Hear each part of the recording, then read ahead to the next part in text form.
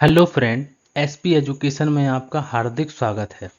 आज की क्लास में हम लोग बात करने वाले हैं बीकॉम फर्स्ट सेमेस्टर में हम लोग बात करने वाले हैं और ये जो क्लासें हैं हम लोगों की चल रही हैं बिजनेस ऑर्गेनाइजेशन की हम लोगों की क्लासें चल रही हैं। अगर हम लोग बात करते हैं व्यावसायिक संगठन कहते हैं। अगर हम लोग बात करते हैं तो ये क्लास नंबर हम लोगों की 19 नंबर की क्लास रहने वाली है।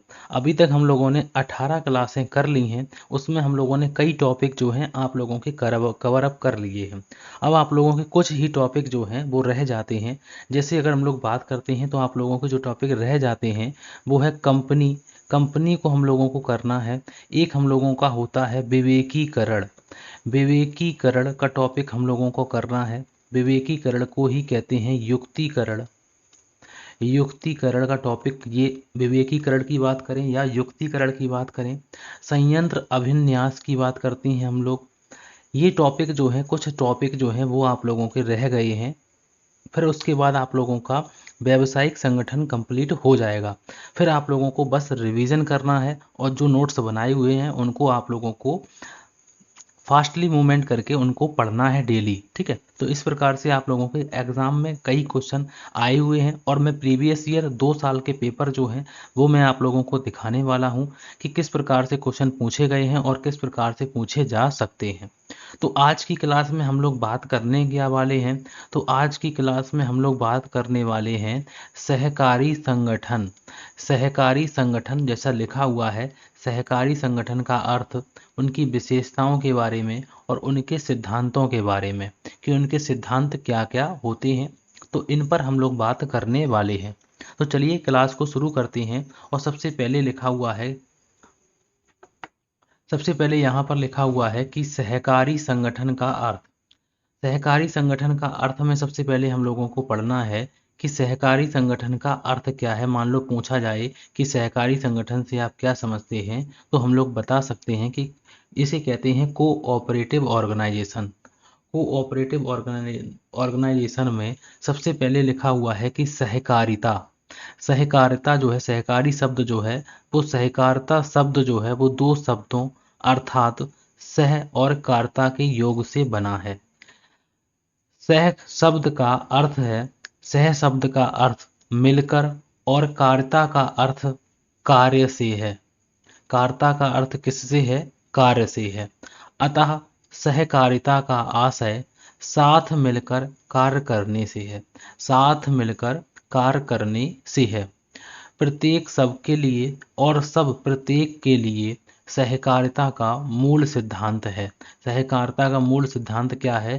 प्रत्येक सबके लिए और सब प्रत्येक के लिए। ठीक है, तथा मेल भावना इसकी आधारशिला है। व्यावसायिक संगठन के इस स्वरूप का उद्देश्य लाभ कमाना न होकर अपने सदस्यों की सेवा करना होता है। तो यहाँ पर अगर हम लोग बात करते हैं तो सहकारिता शब्द जो है वो दो शब्दों के योग से बना है।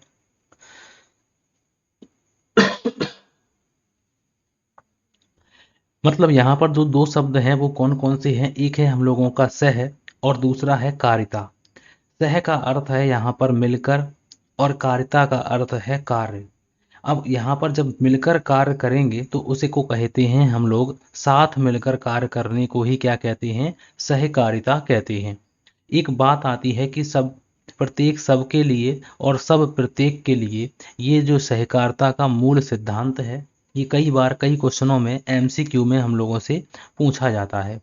तथा मेल भावना इसकी आधारशिला है, क्योंकि जब हम लोगों का उद्देश्य लाभ कमाना ना होकर जो भी सदस्य हैं उनकी जो है सेवा करना है, तो सीधी सी बात है वो मेल भावना तो वो उस पर आधारित होगी।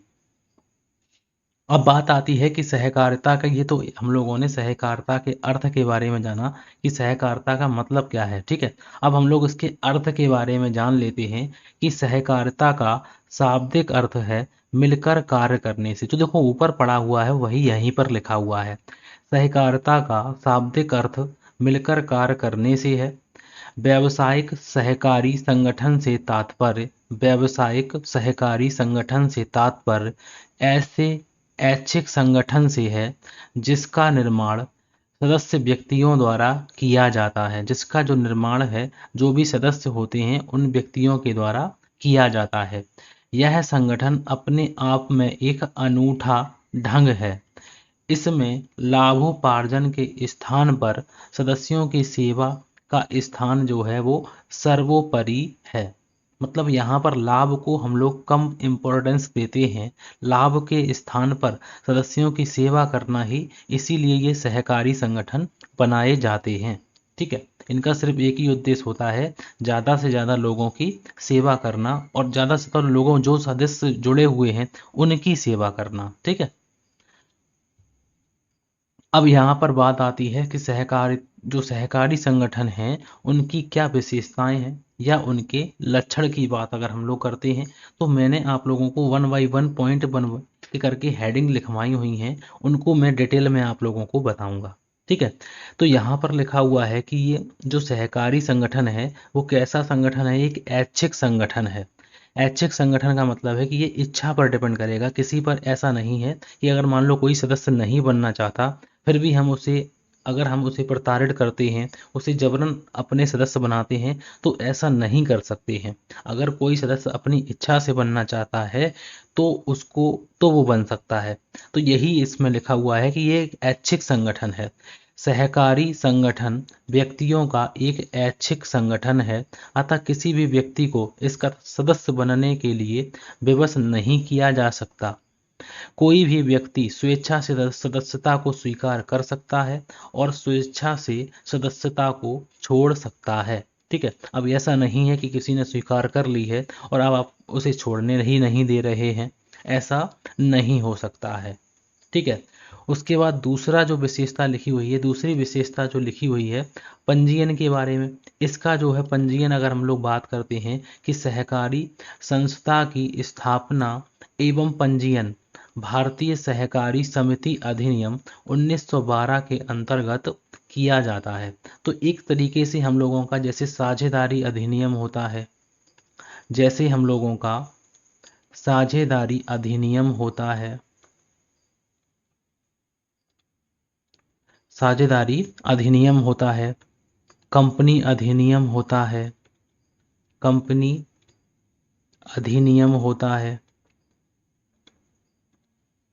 ठीक है, उसी प्रकार से हिंदू हिंदू अविभाजित परिवार, हिंदू अविभाजित परिवार जो है उसके लिए भी हम लोगों के पास एक विधान होता है। ठीक है, अधिनियम होता है। तो यहाँ पर अगर हम लोग बात करते हैं तो यहाँ पर सहकारी संस्था की स्थापना और इसका रजिस्ट्रेशन जो है वो इसीलिए इसके भी लिए हम लोगों के पास एक संगठन होता है, अधिनियम होता है, उसे भारतीय सहकारी अधिनियम, भारतीय सहकारी समिति अधिनियम, सहकारी समिति अधिनियम 1912 जो है के अंतर्गत हम लोग रखते हैं। उसके बाद नेक्स्ट विशेषता लिखी हुई है कि सदस्यों की संख्या जो है, एक समिति में कम से कम कितने सदस्य होते हैं, तो एक समिति में कम से कम 10 सदस्य होने चाहिए। अधिकतम संख्या पर कोई प्रतिबंध नहीं है, अधिकतम कितने भी हो सकते हैं, कोई प्रतिबंध नहीं है, लेकिन न्यूनतम जो है कम से कम 10 सदस्य होने चाहिए। ठीक है, ये इनकी विशेषताएं हैं। पंजीयन होना चाहिए, किसके अनुसार मतलब किस अधिनियम के अंतर्गत होना चाहिए, ये बात, सदस्यों की संख्या कितनी होनी चाहिए, मैक्सिमम और मिनिमम कितनी होनी चाहिए, ये बात हम लोगों को समझ में आ गई। अब हम लोग नेक्स्ट बात करते हैं मताधिकार। मताधिकार का मतलब है, जैसे मान लो कि एक सदस्य है, उसके पास 10 अंश हैं, उसके पास कितने अंश हैं, 10 अंश हैं। और एक एक सदस्य है, उसके पास कितने अंश हैं, तो एक सदस्य है, मान लो ये है ए और ये है बी।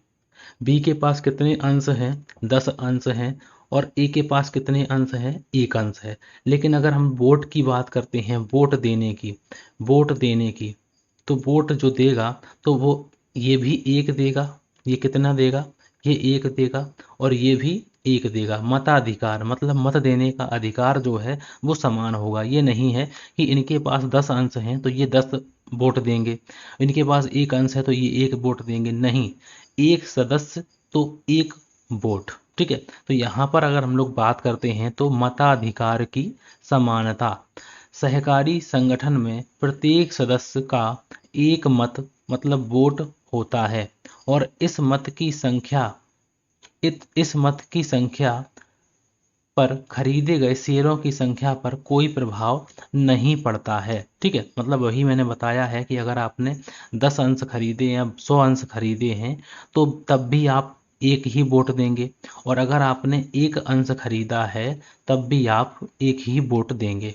ठीक है, तो यहाँ पर जो मताधिकार की बात है वो समानता है, उसमें समानता है। उसके बाद पृथक वैधानिक अस्तित्व की बात करते हैं। पृथक वैधानिक अस्तित्व के बारे में अगर हम लोग बात करते हैं तो यहाँ पर लिखा हुआ है कि रजिस्ट्रेशन के बाद सहकारी समिति का अस्तित्व अपने सदस्यों से उसी प्रकार अलग माना जाता है जैसा कि कंपनी के मामले में होता है। एक सहकारी समिति भी कंपनी की तरह अपने नाम से अनुबंध कर सकती है तथा दूसरों पर मुकदमा चला सकती है। ठीक है, मतलब कि कंपनी जो है, जैसे मान लो कि एक सहकारी समिति है,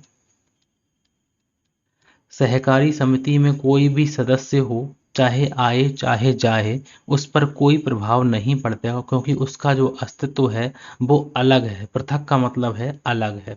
ठीक है, तो ठीक जैसे कंपनी में होता है ठीक वैसा ही होता है। कंपनी को बढ़ाएंगे तब आप लोगों को समझ में और अच्छा तरीके से आएगा। ठीक है, तो यहाँ पर अलग अस्तित्व की बात करते हैं। मान लो कोई सदस्य चाहे चला जाए चाहे आ जाए तो वहाँ पर समिति पर कोई प्रभाव नहीं पड़ता है। ठीक है, ठीक उसी प्रकार से ये कहा गया है कि जो सदस्य हैं और समिति हैं दोनों अलग अलग हैं, तो इसीलिए ये कहा गया है कि पृथक वैधानिक अस्तित्व की बात कही गई है। ठीक है, उसके बाद पूंजी की बात हम लोग करते हैं और पूंजी के बारे में बात करते हैं। इसको लिखा हुआ है कि इसकी पूंजी जो है सदस्यों के अंशदान, मतलब सदस्य जो देते हैं अंशदान को कहते हैं कंट्रीब्यूशन, द्वारा प्राप्त की जाती है। मतलब कि जो समिति जो होती है, समिति बनाने के लिए कितने सदस्य होने चाहिए? 10 सदस्य। अब 10 सदस्य जो हैं पूंजी देंगे, अपने हिसाब से पूंजी देंगे सभी लोग। तो जिस हिसाब से पूंजी देंगे तो यहाँ पर इसकी जो पूंजी है सदस्यों के अंशदान द्वारा प्राप्त की जाती है। इसके अतिरिक्त जो है सरकारी ऋण भी और अनुदान, मतलब कि जो अनुदान मिलता है, इससे भी पूंजी के मुख्य स्रोत कहे गए हैं। ये भी मुख्य स्रोत होते हैं, मतलब सरकार से ऋण ले लिया या अनुदान के रूप में हमें कोई राशि मिली है, ठीक है, समिति चलाने के लिए, तो ये भी हमारी पूंजी का एक स्रोत मानी जाती है।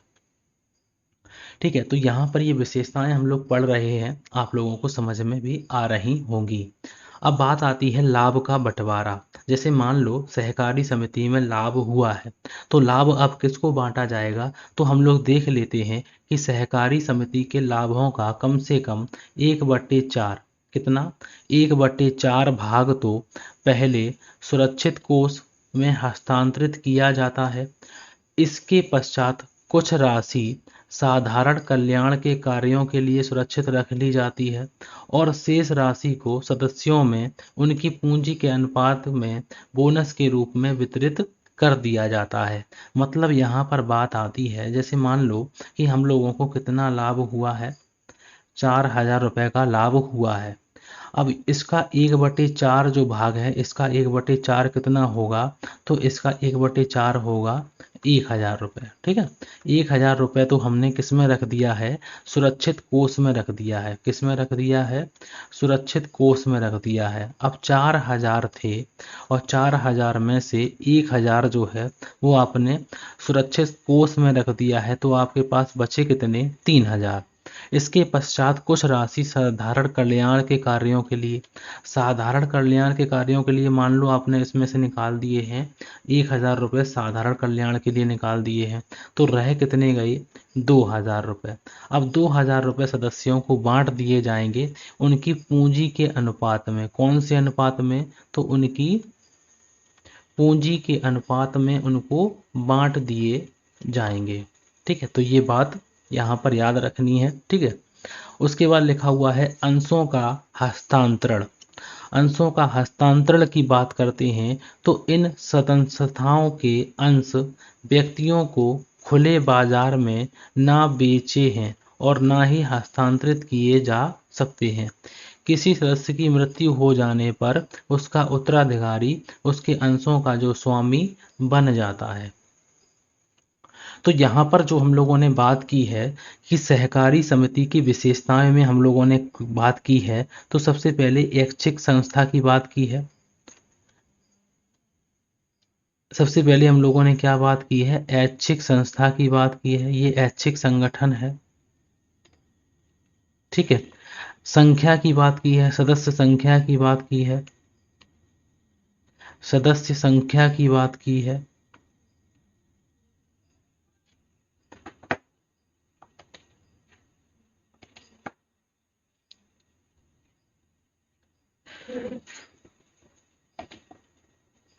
सदस्य संख्या की बात की है,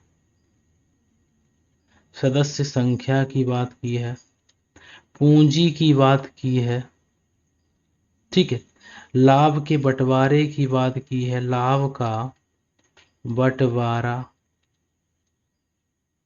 लाभ का बंटवारा, ठीक है। तो ये कई बातें जो हैं हम लोगों ने विशेषताएं, 8 विशेषताएं पढ़ी हैं, उसमें से कम आप लोगों को 7 या 6 विशेषताएं तो याद करके ही जानी है हेडिंग्स के रूप में। एग्जाम में समझा भी दी हैं तो समझ में आ भी रही होंगी, ठीक है। लाभ का बंटवारा, पूंजी, पृथक वैधानिक अस्तित्व और मताधिकार।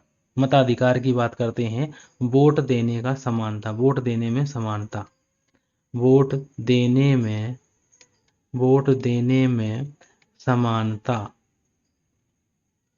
वोट देने में समानता। तो ये जो कई बातें जो हैं इनको मैंने आप लोगों को बताया है।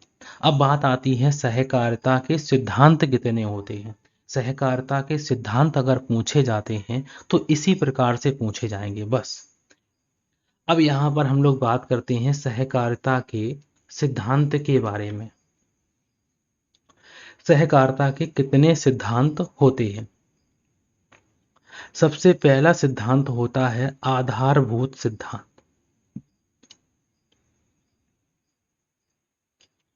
सबसे पहला जो सिद्धांत होता है उन्हें उन्होंने बांटा है, इन्होंने मतलब कि सिद्धांतों को इन्होंने 3 भागों में बांटा है। एक बांटा है आधारभूत सिद्धांतों में, एक बांटा है इन्होंने सामान्य स्वीकृत सिद्धांतों में, ठीक है, और एक बांटा है व्यापारिक सिद्धांतों में। किसमें बांटा है? व्यापारिक सिद्धांतों में। तो इनको हम लोग देखेंगे क्या क्या इनकी बातें हैं। आधारभूत सिद्धांतों में यहाँ पर बात आती है कि ऐच्छिक संगठन की बात आती है कि ये कैसा संगठन है? ऐच्छिक संगठन है। प्रजातांत्रिक संगठन है, मतलब प्रजा के अनुसार कार्य करता है, तो इसीलिए इसे प्रजातांत्रिक संगठन कहा गया है। और सेवा संगठन है। सेवा संगठन क्यों कहा गया है? क्योंकि इसका उद्देश्य है लाभ कमाना नहीं है, लाभ कमाना ना होकर, लाभ कमाना ना होकर, लाभ कमाना ना होकर सदस्यों की सेवा करना, सदस्यों की सेवा करना इसका एक उद्देश्य है, ठीक है। और पूंजी पर सीमित ब्याज की बात की गई है।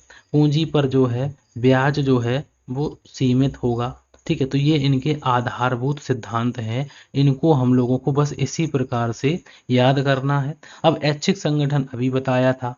प्रजातांत्रिक का मतलब है कि प्रजा के अनुसार लोगों के लिए काम करें, ठीक है। अब सामान्य स्वीकृत सिद्धांत कौन कौन से हैं तो उनको जान लेते हैं। सामान्य स्वीकृत सिद्धांत कौन कौन से हैं? सबसे पहला सिद्धांत है पारस्परिक सहायता द्वारा आत्म सहायता करना। तो ये एक सिद्धांत है कि पारस्परिक सहायता मतलब कि लोगों के साथ में मिलकर हम जो है एक दूसरे की सहायता करेंगे, तो इसीलिए इसे पारस्परिक सहायता द्वारा आत्म सहायता सिद्धांत के रूप में इन्होंने रखा है। अब तीसरा जो दूसरा लिखा हुआ है, दूसरा सिद्धांत जो यहाँ पर बताया है, जो अभी मैंने बताया था यहाँ पर कि लाभ नहीं वरन सेवा पर बल, यहाँ पर हम लोग इसको रखेंगे। सेवा पर बल, देखो सेवा संगठन है और यहाँ पर भी लिखा हुआ है लाभ नहीं वरन जो है बल्कि किस पर? सेवा पर बल, सेवा पर बल ज़्यादा दिया गया है। उसके बाद लिखा हुआ है सामाजिक सामाजिक न्याय व समान व्यवहार, सामाजिक न्याय व समान व्यवहार। और नेक्स्ट लिखा हुआ है कि सामाजिक स्वामित्व की बात कही गई है। और नेक्स्ट लिखा हुआ है एकता एवं भाईचारा, मतलब एकता एवं भाईचारे के साथ हम लोग काम करेंगे। ये हेडिंग्स आप लोगों को याद कर जानी है, ठीक है। इन्हीं में इसी प्रकार से आप लोगों को ये लिखना है, ठीक है, क्योंकि इसकी डिटेल नहीं है। और सिद्धांत, सहकारिता के सिद्धांत अगर पूछे जाते हैं तो आप लोग आराम से लिख सकते हैं। व्यापारिक सिद्धांत कौन कौन से होते हैं, तो इन्होंने कहा है कि 3 सिद्धांत होते हैं। एक होते हैं अवैतनिक सेवा, दूसरा होता है हम लोगों का उपभोक्ता का संरक्षण करना, और तीसरा होता है नगद विक्रय करना। तो ये जो सिद्धांत होते हैं तो इनको अच्छी तरीके से कवर अप कीजिए। आधारभूत सिद्धांत कौन कौन से होते हैं, तो आधारभूत सिद्धांत 4 होते हैं। ऐच्छिक संगठन, प्रजातांत्रिक संगठन, सेवा संगठन और पूंजी पर सीमित ब्याज। पूंजी पर सीमित ब्याज। सामान्य स्वीकृत सिद्धांत कौन से होते हैं, तो यहाँ पर लिखा हुआ है पारस्परिक सहायता, लाभ नहीं बल्कि सेवा पर बल, सामाजिक न्याय और समान व्यवहार, सामाजिक स्वामित्व, भाईचारा, ठीक है, एकता एवं भाईचारा। नगद विक्रय करेंगे, जो भी काम करेंगे वो किस में करेंगे, नगद में करेंगे। उधार में यहाँ पर सहकारी समिति में उधार में जो है नहीं किया जाता। उपभोक्ता का संरक्षण करेंगे, मतलब कि उपभोक्ता को संरक्षण प्रदान करेंगे। और अवैतनिक सेवा, अवैतनिक सेवा में हम लोग इसमें, ये भी इनका एक तरीके से व्यापारिक सिद्धांत है। तो इनको आप लोग जरूर करिए, ठीक है। तो ये आप लोगों को बस इसी प्रकार से करने हैं, और नहीं समझ में आते हैं तो आप लोग बता दीजिए, ठीक है। बस समझने को क्या है इसमें, ये याद ही करने हैं। अवैतनिक सेवा का मतलब है कि हम लोग सेवा करेंगे, ज़्यादा से ज़्यादा सेवा करेंगे,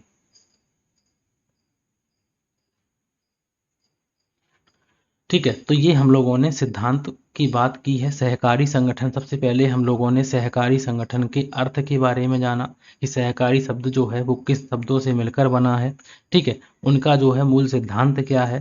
फिर उसके बाद सहकारी संगठन का जो है अर्थ हम लोगों ने जाना।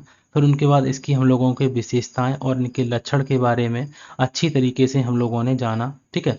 अब हम लोग बात करने वाले हैं इनके सहकारिता के सिद्धांत के बारे में। और जी, क्लासें मैंने जो की हुई हैं हम लोग यहीं तक आज की क्लास में आप लोगों को रखेंगे, क्योंकि मैंने कहा है कि हम छोटी छोटी क्लासें लेकर आएंगे और आप लोगों की 25 से 30 क्लासों में आप लोगों का ये कंप्लीट ऑर्गेनाइजेशन हो जाएगा।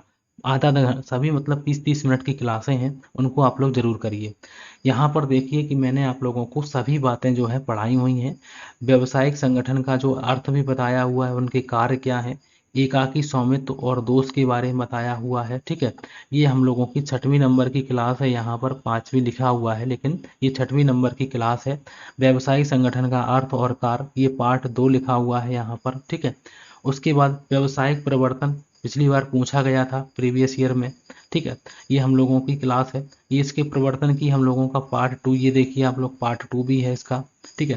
फिर उसके बाद हम लोगों ने बात की वही है कि व्यावसायिक संगठन के प्रारूप के बारे में, यहाँ से भी क्वेश्चन पूछा गया है। और व्यावसायिक संगठन के प्रारूप जो हैं उनके एमसीक्यू अगर करते हैं तो भी आप लोगों को अच्छी तरीके से कर सकते हैं।